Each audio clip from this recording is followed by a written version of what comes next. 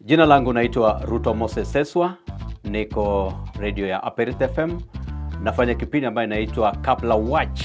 Yaani Kabla Watch ni hasina, hasina.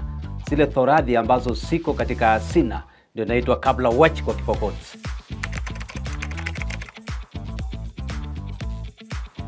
Kwa kweli experience ambazo nimepata kwa huo muda wa mwezi mmoja ni kwamba nimeweza kujumuika na mashabiki wengi, na pia nimepata kuangazia kuona ya kwamba kuna vyombo ambavyo ni tofauti sana na zile ambazo nilikuwa nikitumia wakati fulani.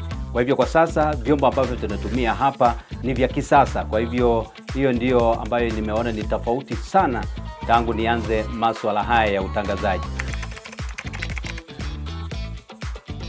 Kwa hivyo changamoto ambazo naweza sema ya kwamba nimeipata ni kwamba inahitaji kila wakati uwe na muda wa kujitayarisha kwa kile kipindi ambacho unaenda kukifanya. Kwa hivyo usipojitayarisha, labda pengine kazi yako haitakuwa nzuri. Kwa hivyo hata wale watangazaji wenzangu wengine pia wanakuwa wanapitia changamoto kama hizo.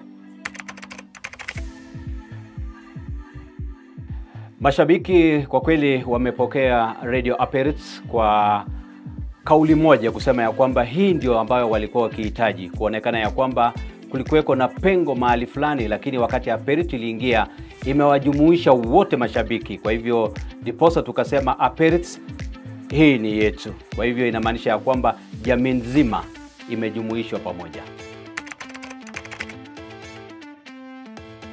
Kwa hivyo kwa wale mashabiki wote wa Aperith FM popote mlipo, kumbuka ya kwamba hapa ndipo nyumbani, na tunawatarajia kuhakikisha ya kwamba mengi yale ambayo mtahitaji tutahakikisha ya kwamba mtapata. Na wale wapenzi wa Kabla Watch, kumbukeni tu yale ambayo nimekuwa nikiyafanya nitayaboresha zaidi.